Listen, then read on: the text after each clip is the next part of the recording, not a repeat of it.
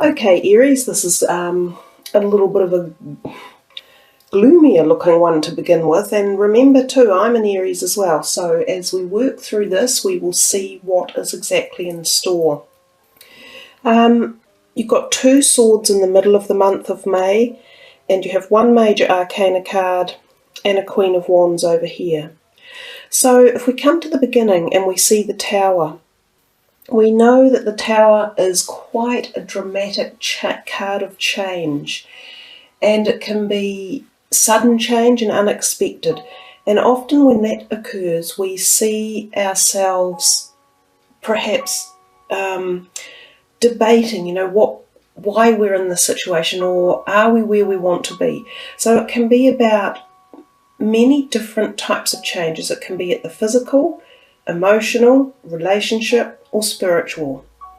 Often the changes that come with this kind of force directed in them, and you don't necessarily want them to come, because you might be in a place where you feel great, everything's okay, I'm chugging along, and then suddenly this happens and you go, oh, actually, maybe there are other facets of my life I haven't explored or that could connect with me at a higher level. So the Tower often means change, and it means being able to work through the change, more importantly as well. So not being afraid of change that comes, and not being afraid to, take the faith, move into it, embrace it, figure it out, and become stronger for it. If we look at it from a health perspective, it literally could mean that you have to be physically careful in the month of May. Watch for trips and falls, that type of thing. You think of broken bones. I suppose there's a few. You could sit there for a wee while and think of the possibilities of this card.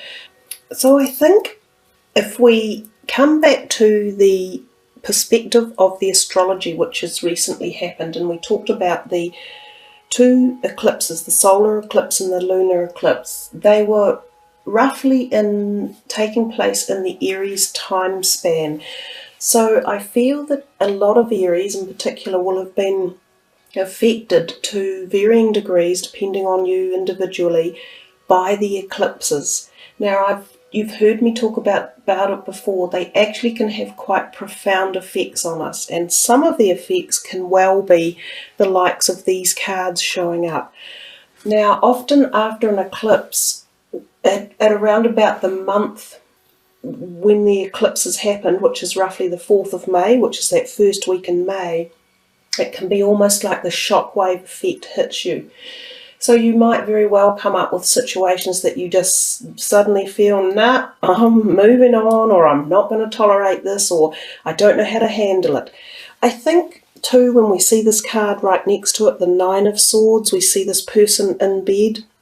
It gives me the feeling of needing to slow down and take some time out and really think through the way you want to move forward, especially if you're feeling as if any situations around you are not meeting your needs any longer, or are not working positively with you and raising your vibrations.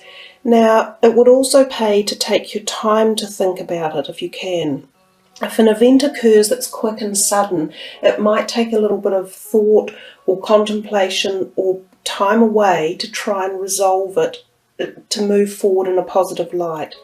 The other thing is the Nine of Swords often indicates sleep issues. So some of you may be having problems sleeping, and it may be that you need to address it in one way or another, whether or not you look at some naturopath treatments or a form of sleep help, whether it be natural sleep tablets or even prescribed ones. And the other thing is, this can also mean vivid nightmares and dreams and messages that come in your dreams. So it could be poignant to start a dream book and to listen to what it is that your inner psyche might be telling you around this time, because you can also pick up messages about what your subconscious is delivering you and how you can connect it all together. It can be a worthy thing to do, to have a dream journal. So it does look as though the first half of May may be turbulent or about change. and about change at your core values. You know, a lot of you might have been thinking, who am I? What do I want in life? Where am I headed? These might be some of the times you get the chance to address that and make some sort of decisions or some changes that come your way. Now, if we move here to the third week in May, we see this guy here with his back to everyone, just sort of moving away slowly on a boat. I often think this card has the potential means for travel. It's known as a travel card, so some of you might be travelling in the month of May. And the other thing is that it can just give that whole feeling of moving away from something, maybe at a quieter pace, so not with this sudden rush that's in the beginning, but at a quieter pace. After having had some contemplation, you're just slowly moving into the more calmer waters, and that's another feel that the card does have. And it's one that probably suggests you have spent some time alone or in contemplative thought, and you are prepared to take this new step and journey forward, whatever it may be for each and every one of you. And as I say, don't forget that it could mean travel as well, and travel across sea. Now we see the Queen of Wands here at the very end of May, and she is a fire sign person. So this could be yourself. This could be the final energy of the month that you re-establish back into this calm and collected and thoughtful, reposed person who is able to, she's quite magnetically attracted to the esoteric world, to the spiritual realm. She seeks knowledge from that place. She offers support to others as well. She has a presence of fertility, so there's a deal of fertility there at the end of May. And remember, fertility can be not just in the physical presence, but it can be at the thought level. So new thoughts, ideas springing to your mind, creativity and passion as well. So it feels as though maybe this first half of the journey of May, there's a lot of inner work, there's a lot of psyche work, your subconscious, connecting with your thoughts, your fears. Often when these cards are around, it's about addressing your fears in life and confronting them and knowing that you can move through them if you, put the right practices in place to get through each part of it. But as we get to the end of May, we do feel this lighter sense of being, so this lightness of being coming back in. And if it's not you feeling this way, then there's more than likely a support person for you that offers the same type of energy, or someone in your life that you just go, oh, that's really nice. I'm really grateful to have someone around who can perhaps offer me a bit of physical, moral and emotional support, because that's what this person is capable of doing. If we come back just to this wave a little bit for a moment too, there could be, if there are issues at work, fiery situations at work or in your career area or wherever you're studying, it would pay to think really carefully before you use harsh words in trying to engage in the situation. I think thinking first and speaking later will have much more benefit for all of us Aries in May. So there we are, guys. That's probably one of the the tougher readings I've actually done since I've been doing the cards. So I'll be keeping an eye out in May, that's for sure. Okay, let's move on to the next cards, which are these lovely Tony Salarino cards here. And they are about addressing the darker side or the shadow side of our personalities, almost exactly what that reading has just delivered us. So let's have a wee look and see what might be in store here. And they're hard cards to shuffle, so I will just actually spread them a little bit and see what comes up. The Angel of Prayer. Ask the universe and the angels for help and guidance.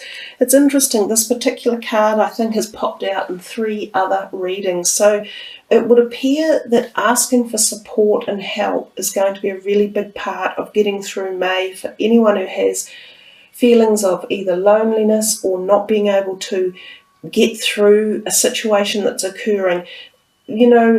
it is hard to accept sometimes, but you're not on your own and you're not doing anything on your own. But at the same time, you have to request the help and you have to have faith that it will come. So some people are, believers in a religion or a God or a certain thing or faith that they follow. So for whatever it might be for you, you just go out there and you connect with that point of passion of your faith and you ask for the support and the help and have faith that it will be delivered.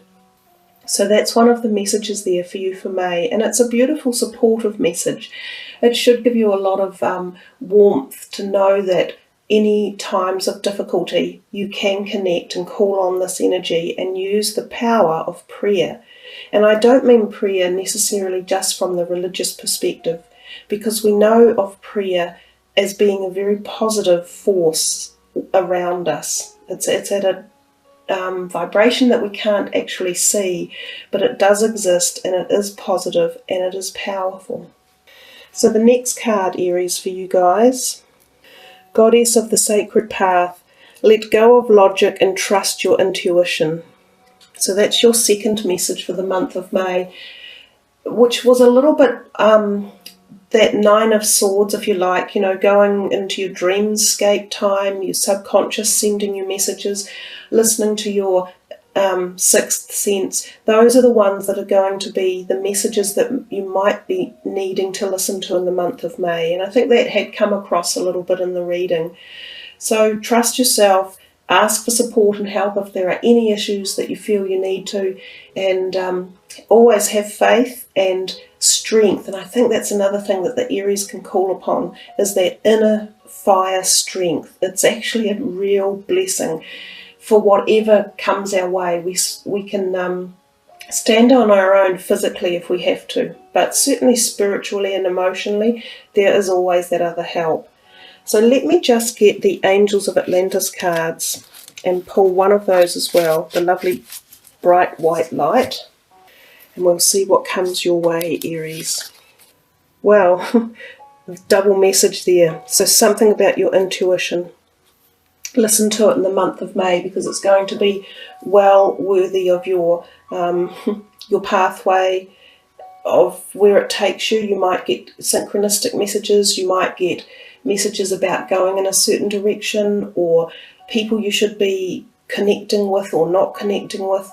Your intuition is a mighty powerful force, and yeah, it's, as you see in the picture, I love it. It's particularly beautiful. It takes us right up here into the universe, and even though we say it's a gut instinct, which is through here, it's connected at all levels, which is how intuition works. It's that ultimate connection. And the other thing about the card is it offers here the chakra balancing and the healing. And it seems as though in the beginning of May, perhaps our chakras and our body is actually out of alignment. So it will pay to perhaps do a bit of meditation work or balancing work as well. Open up those chakras and get them all flowing. So there we are, Aries. I wish us all a very happy May and a careful May, and one of contemplation and moving forward in right directions for all of us with the use of our intuition and guidance of prayer. Kia kaha, everyone. Thank you for listening. I appreciate you subbing and liking. Much aroha.